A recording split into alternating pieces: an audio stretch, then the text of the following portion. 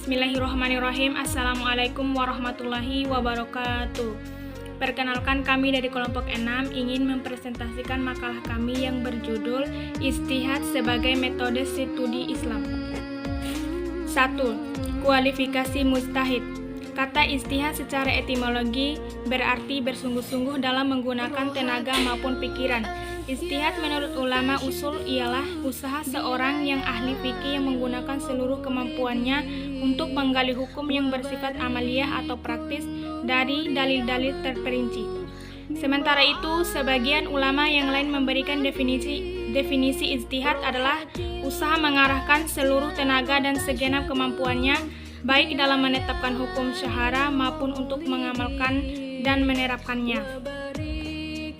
Nadia Sarif Ul-Umari mengelompokkan syarat-syarat ijtihad ke dalam 2 kategori sebagai berikut. 1. Persyaratan umum atau al-surut al-ammah yang meliputi A. Islam, B. Baligh, C. Memiliki daya nalar yang kuat.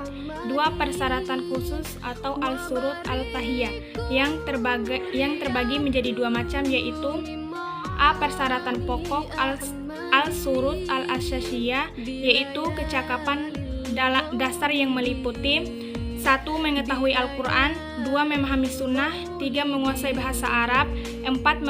Menguasai usul fikih, 5. Mengetahui tema-tema penting yang telah disepakati para sahabat ijma. 2. Persyaratan perlengkapan al-surut al-takmiliyah yang meliputi 1.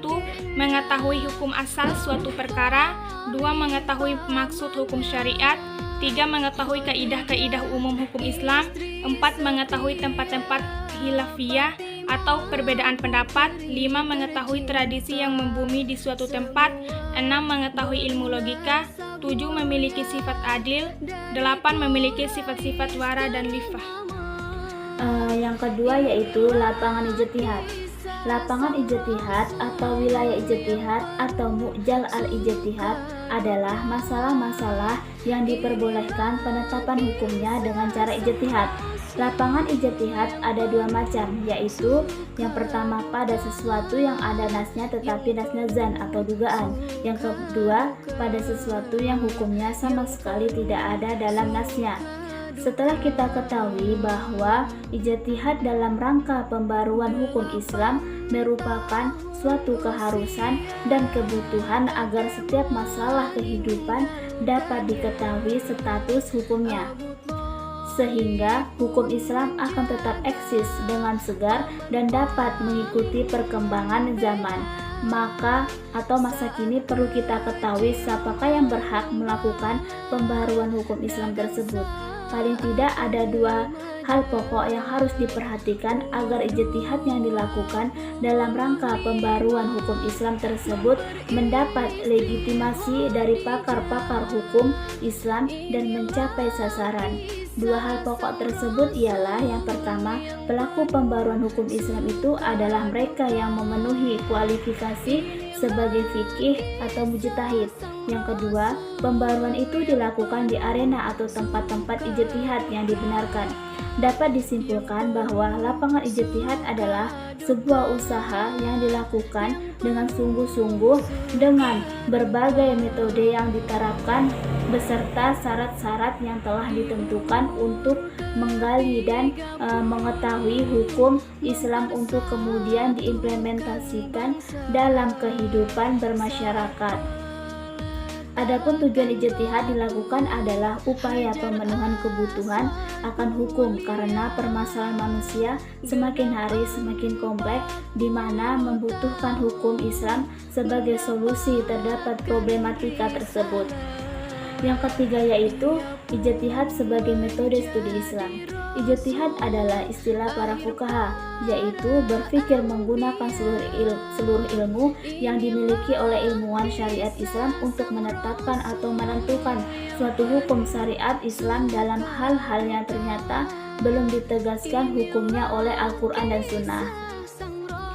Ijtihad dipandang sebagai salah satu sumber hukum Islam yang sangat dibutuhkan sebagai masa setelah Rasulullah wafat.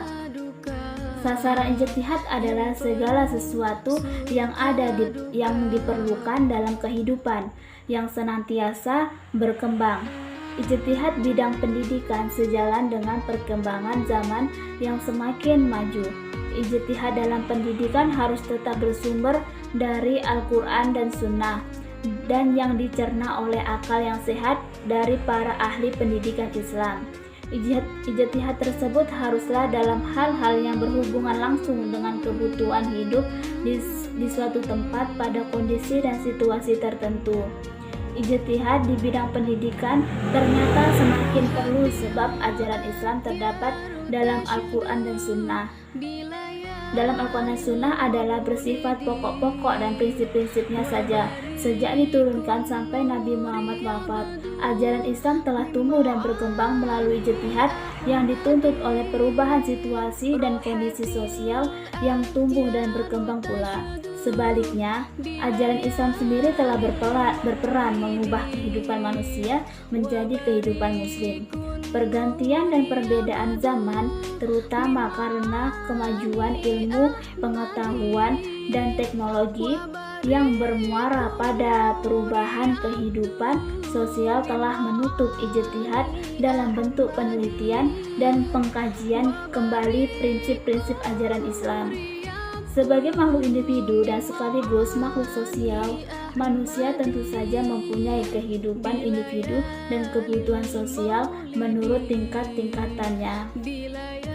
Dalam kehidupan bersama, mereka mempunyai kebutuhan bersama untuk melanjutkan kehidupan kelompoknya. Baik, mungkin hanya itu yang dapat saya sampaikan. Kurang lebihnya mohon maaf. Billahi taufik wal hidayah. Assalamualaikum warahmatullahi wabarakatuh.